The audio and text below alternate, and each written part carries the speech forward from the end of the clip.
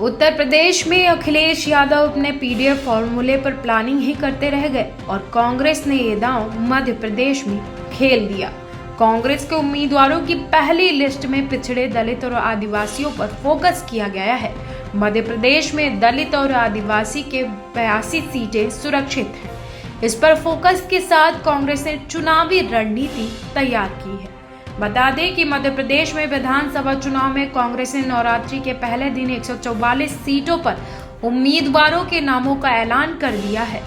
कांग्रेस ने उम्मीदवारों के जरिए सूबे में राजनीतिक बिसात बिछाने के साथ साथ जातीय समीकरण को भी साधने का दांव चला है।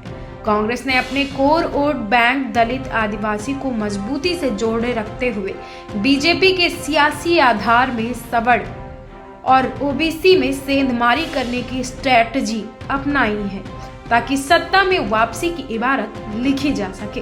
कांग्रेस ने अपनी पहली लिस्ट में जिस तरह से पीडीए यानी पिछड़े, दलित या आदिवासी उम्मीदवारों को खास तवज्जो दी है, उससे पार्टी की नई सोशल इंजीनियरिंग को बखूबी समझा जा सकता है।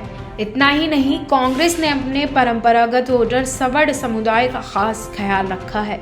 ऐसे में देखना है कि कांग्रेस प्रदेश अध्यक्ष कमलनाथ क्या शिवराज सिंह चौहान की अगुवाई वाली बीजेपी को मात देकर एमपी की सत्ता में वापसी कर पाते हैं या नहीं।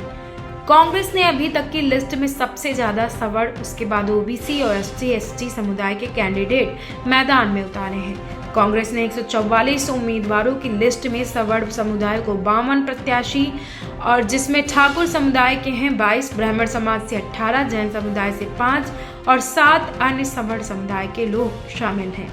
ओबीसी की अलग अलग जातियों में 39 उम्मीदवार उतारे गए हैं, तो 30 सीटों पर अनुसूचित जाति के कैंडिडेट को टिकट दिया गया है, जबकि 22 सीटों पर दलित समुदाय के प्रत्याशी मैदान में उतारे गए हैं। आपको बता दें कि कांग्रेस ने पहली लिस्ट में सिर्फ एक मुस्लिम कैंडिडेट को प्रत्याशी बनाया है, जबकि 6 अल्पसंख्यक उम्मीदवार। पार्टी ने 144 प्रत्याशियों की सूची में महिलाएं भी शामिल हैं। आपको बता दें कि 19 महिलाओं को इस बार चुनावी मैदान में उतारा जा रहा है। वहीं अल्पसंख्यक 6 मैदान में उतारे गए हैं। कांग्रेस ने अपने मौजूदा 69 विधायकों पर फिर से भरोसा जताते हुए उनको मैदान में उतारा है। इसके अलावा कांग्रेस ने करीब 10 सीटों पर दूसरे दलों से आए हुए नेताओं को प्रत्याशी बनाया है। युवा मतदाताओं को साधने के लिए कांग्रेस ने 50 साल से कम उम्र के 65 प्रत्याशियों को चुनावी मैदान में उतारा है। यूपी में अखिलेश यादव का पीडीएफ फॉर्मूले से बीजेपी को हराने का जो दावा था, तो कांग्रेस एमपी में पीडीएफ फॉर्मूले को लेकर सियासी समीकरण सेट कर चुकी है। पर कांग्रेस और सपा के पीडीए में एक फर्क है। सपा के पीडीए का मतलब था पिछड़ा, दलित और अल्पसंख्यक, तो वहीं कांग्रेस की पीडीए का मतलब है पिछड़े, दलित और आदिवासी। कांग्रेस ने टिकट के जरिए मध्य प्रदेश में पीडीएफ फॉर्मूला जमीन पर उतारने की कोशिश की है। कांग्रेस ने 144 सीटों में से 91 टिकट पीडीए को दिया है। इसमें 39 टिकट पिछड़ा, 22 दलित और 30 आदिवासियों को दिया गया है। कांग्रेस मध्य प्रदेश में ऐसे ही पीडीए का दांव नहीं चल रही है, बल्कि उसके पीछे जीत, सत्ता में वापसी का मंत्र भी छिपा हुआ है। राज्य में पिछड़ी जाति की आबादी 49% है, तो 15% दलित और 21% आदिवासी समुदाय के लोग राज्य में हैं। इस तरह से 3 जातियों का वोट मिलाकर 85% होता है। दलित आदिवासी सूबे में अहम भूमिका है और उसमें ओबीसी को कांग्रेस जोड़ने में सफल रहती है, तो सत्ता में वापसी तय है। इतना नहीं, मध्य प्रदेश में दलित आदिवासी के लिए 82 सीटें सुरक्षित हैं। साल 2013 के चुनाव में बीजेपी 82 सुरक्षित सीटों में से 53 सीटें जीती थी, जबकि 2018 में घटकर 25 सीटों पर बीजेपी समेट गई थी।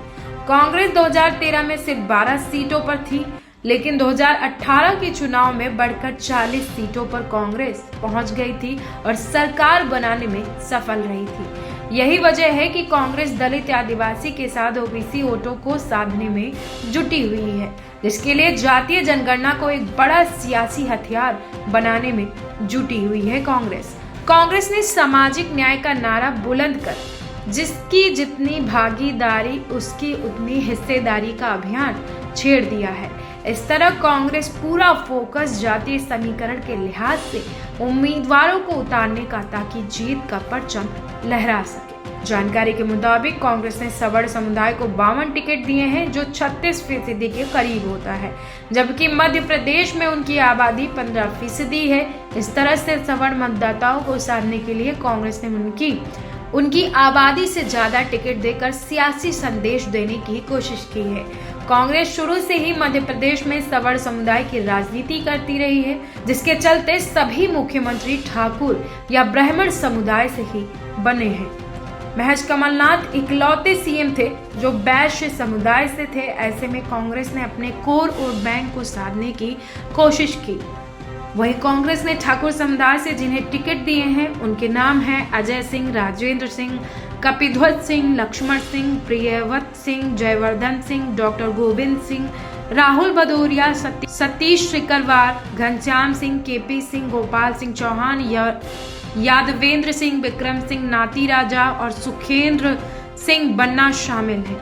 कांग्रेस में दिग्विजय सिंह, गोविंद सिंह और अजय सिंह जैसे ठाकुर नेता हैं, जिनका अपना सियासी प्रभाव मध्य प्रदेश में देखने को मिलता है।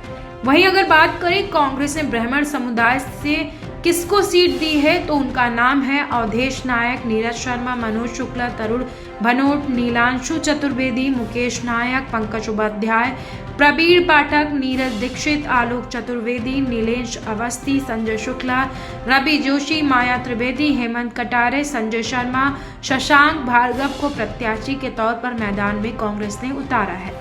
कांग्रेस के अभी 86 सीटों पर कैंडिडेट उतारे जाने बाकी हैं, जिसमें भी इन तीनों ही जातियों से भी टिकट देने के कयास लगाए जा रहे हैं। इस तरह से अगर देखें तो ये कांग्रेस का एक बड़ा दांव है।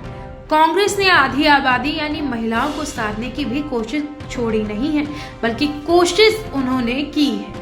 कांग्रेस ने अपनी पहली 144 उम्मीदवारों की सूची में 19 महिलाओं को टिकट देकर बीजेपी के महिला आरक्षण का जो दाव था उसको काउंटर करने की स्ट्रेटेजी चल दी है। बीजेपी का पूरा फोकस महिला वोटों पर है, जिसके चलते कांग्रेस ने दांव चल दिया है। ऐसे ही कांग्रेस ने युवा मतदाताओं को भी साधने के लिए 144 सीटों में से 65 सीटों पर युवा उम्मीदवारों को उतारा है, जिनकी उम्र लगभग 50 से कम है। इससे ये बात तो साफ हो जाती है कि कांग्रेस का पूरा फोकस महिला और युवा वोटरों पर है, जिन्हें साधने के लिए हर संभव कोशिश में कांग्रेस जुटी हुई है। अगर हम बात करें मुस्लिम समाज से, तो कांग्रेस ने मुस्लिम समाज से महज एक प्रत्याशी आरिफ मसूद को भोपाल मध्य सीट से टिकट दिया है, तो जैन समुदाय के 5 प्रत्याशी मैदान में हैं। इस तरह से अल्पसंख्यक समुदाय से 6 प्रत्याशियों को टिकट देकर कांग्रेस ने सियासी संदेश देने की कोशिश भी की है। साथ ही कांग्रेस ने उन नेताओं पर भी भरोसा जताया है जो बीजेपी या दूसरी पार्टी छोड़कर कांग्रेस में शामिल हुए। कांग्रेस ने करीब 10 सीटों पर दल बदल कर आए नेताओं को टिकट दिया है, जिसमें कुंवर कपिध्वज सिंह है, रश्मि सिंह पटेल नागौद, बौद्ध सिंह भगत कंडगी, नीरज शर्मा सुर्खी, अवधेश नायक दतिया, साहब सिंह गुर्जर ग्वालियर ग्रामीण, राव यादवेंद्र सिंह यादव मुंगावली, बैजनाथ यादव कोलारस और अनुभव मजारे बालाघाट से मैदान में उतरे। आपको बता दें कि कांग्रेस की इस कोशिश ने सभी पार्टियों को सोचने के लिए मजबूर कर दिया है। Bureau report, TV 24 Lucknow.